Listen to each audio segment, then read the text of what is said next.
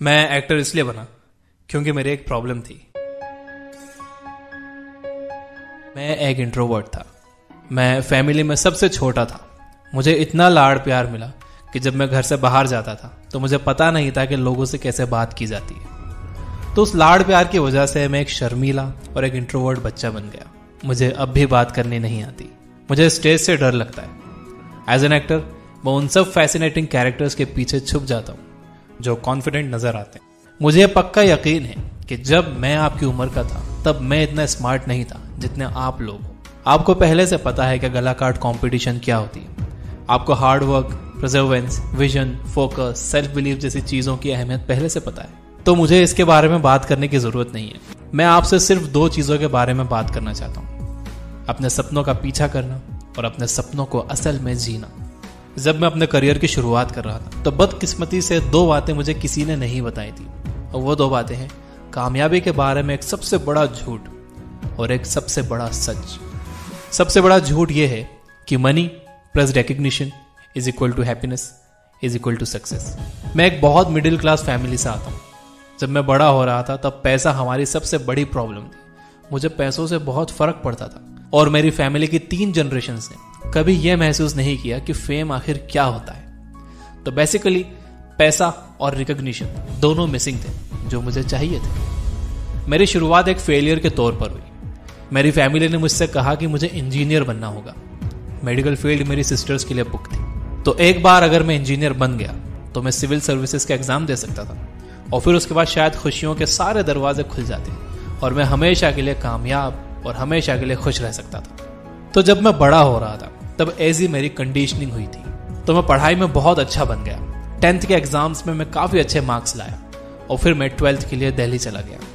वहां मैंने एक अच्छे स्कूल में एडमिशन ले लिया, और विद्या मंदिर, फिटजी समेत कई कोचिंग इंस्टीट्यूट्स में भी एडमिशन ले लिया।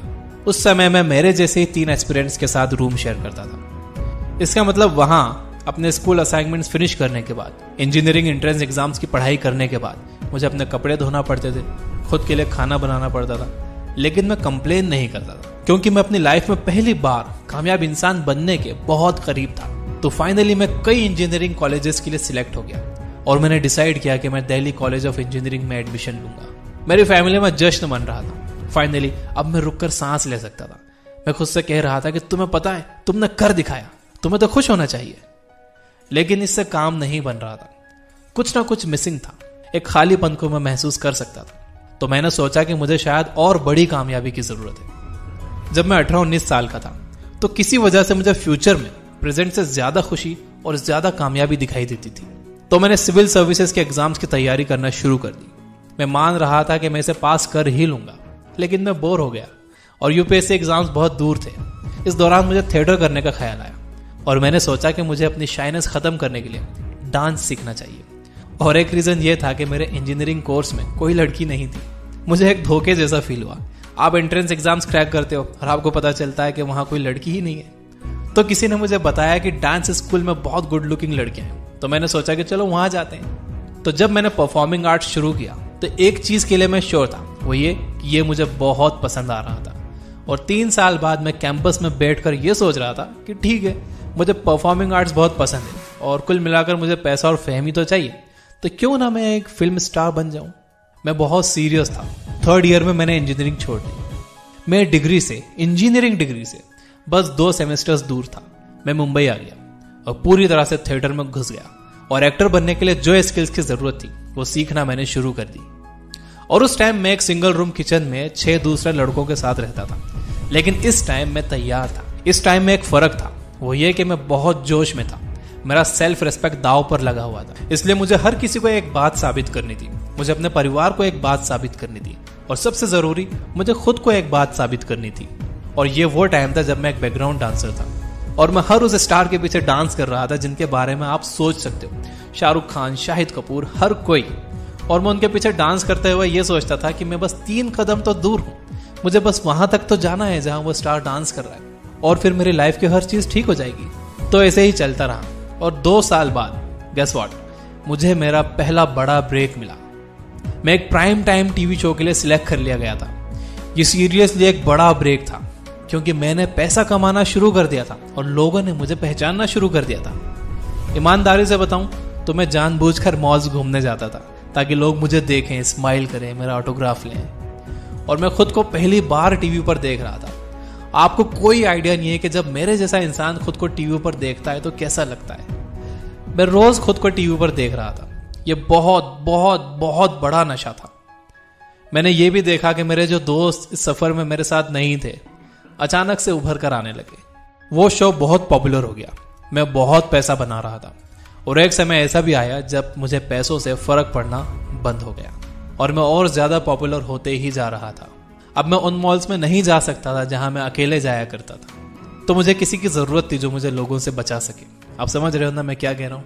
मैंने अपने लिए पहला ड्रीम हाउस खरीदा, मैंने अपने लिए मेरी ड्रीम कार खरीदी। और मैं आपको यह भी बता दूं कि अब जितना मुझे फीमेल अटेंशन मिल रहा था उतना मेरे इंजीनियरिंग कॉलेज के दोस्त बस सपने में ही सोच सकते थे।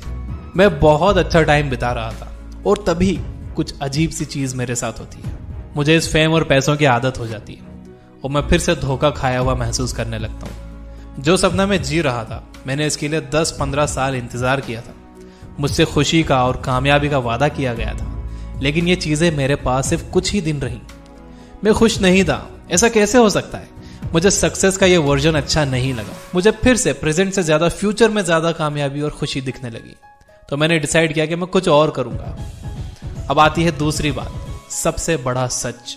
मुझे पता चला कि जो चीजें हमें बड़ी दिखती हैं वो जब हमें मिल जाती हैं तो पता चलता है कि वो बड़ी नहीं है। अपने पास्ट में देखकर मुझे रियलाइज हुआ कि छोटी छोटी चीजें ही बहुत बड़ी चीजें थी। इन सालों में मुझ पर बस यही जुनून सवार था कि आगे क्या होने वाला है। मैं फ्लो चार्ट्स ड्रॉ किया करता था कि अगर ये हुआ तो ये करूंगा और 6 महीने में मैं यहां पहुंचूंगा। मैं अपनी लाइफ को कंट्रोल में रखना चाहता था। मुझे अपने फ्यूचर को लेकर जुनून सवार था। मैं पास्ट की पूरी रिस्पॉन्सिबिलिटी तो ले रहा था, लेकिन मैं पास्ट और फ्यूचर के बीच में झूल रहा था और प्रेजेंट में नहीं जी रहा था। मुझे पता चला कि जब मैं स्टेज पर या कैमरा के सामने परफॉर्म करता हूँ तो बहुत एक्साइटेड रहता हूँ। मैं उसमें इतना खो जाता हूँ कि मुझे पास्ट और फ्यूचर की फिक्र नहीं रहती। मैं बस उस लम्हे को जीता था और जब मैं परफॉर्म कर रहा होता था तब सही मायनों में मैं जिंदा होता था। और पहली बार, मुझ पर विश्वास करिए कि पहली बार मैंने ये समझा कि सक्सेस का असल मतलब क्या होता है। ये पैसा और फेम नहीं था, ये प्रेजेंट था और एक्साइटमेंट था। जब मैं स्कूल में था तो 4 बजे से 5:30 बजे तक का समय ऐसा था जब मुझे बाहर जाना और खेलना अलाउड था।